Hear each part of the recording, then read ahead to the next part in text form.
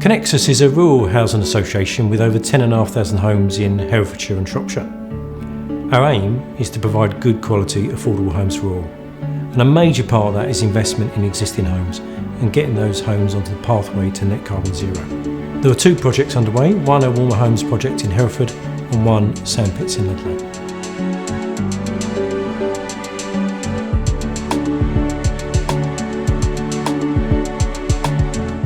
The Warmer Homes Project is part funded by the European Regional Development Fund, and when we put in the bid for funding in 2018, this was a nationally leading project, and it was specifically intended to be designed along NFIT standards so we could understand the pathway for our investment to ultimately reach net zero. And the idea was to develop a process and an approach, and also some detailing really of how we would actually retrofit probably about half our stock, maybe 3,000 to 4,000 properties out of our 10,000 portfolio to get us towards that net zero. I've lived here 5 years and I think it's going to be really positive because we've got so much damp in this house, and it's like it just needs doing. I can't wait for it to be done for cheaper bills and warmer house in the winter, or get rid of all the mould. It's better for the kids' health, and I just can't wait really to have it all redone. From the outset, the aim was to substantially improve the efficiency of the properties and Connexus's housing stock, which was in line with the sort of government drive to reach the sort of carbon neutral, and Connexus understanding that to do that they needed to sort of do the fabric first element of the buildings, which was the roofing, the insulation, the windows and the doors, etc., which would then give them a good basis to move forward with any further assessments on heat pumps or other sort of energy efficient measures in the future.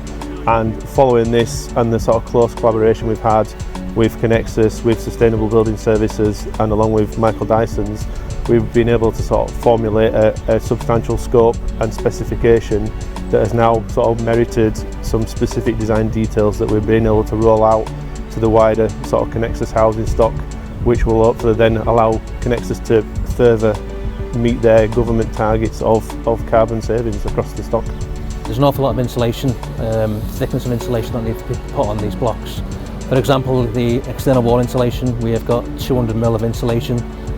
We've got 170 mil of insulation on the roof, which means the roof had to be extended out beyond the traditional re-roofing scheme.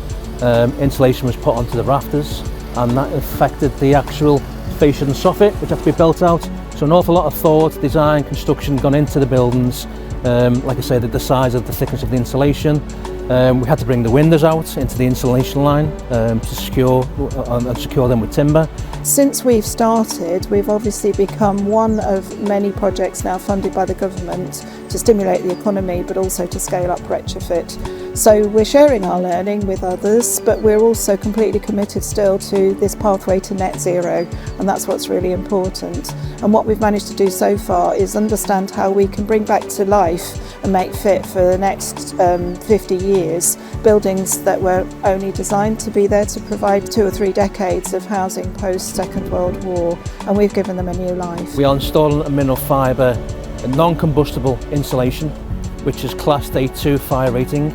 It doesn't require separate fire breaks in the system, and that insulation is bonded both mechanically and adhesively fixed, satisfying fire regulations. Similarly for the roof, so we've got insulation in the roof, which is a PIR board, but again on party walls, etc., we have put in a fire bat barrier. Here at the Sandpits project, we're working to the elements of passive house principles. One of the many elements with this project is on the 1928 archetype properties. We have a rat trap wall construction, which doesn't allow us to do any cavity wall insulation to aid our energy efficiency. So we have to design another element of this works, which is the external wall insulation. Passive house principles means that we start to care about the little bits of heat loss that are left once we've insulated a building really well, and they are air tightness and cold bridging are the main two. So here we are looking at air tightness, and we make sure we have a continuous air barrier around the whole building, and we're also interested in cold bridging.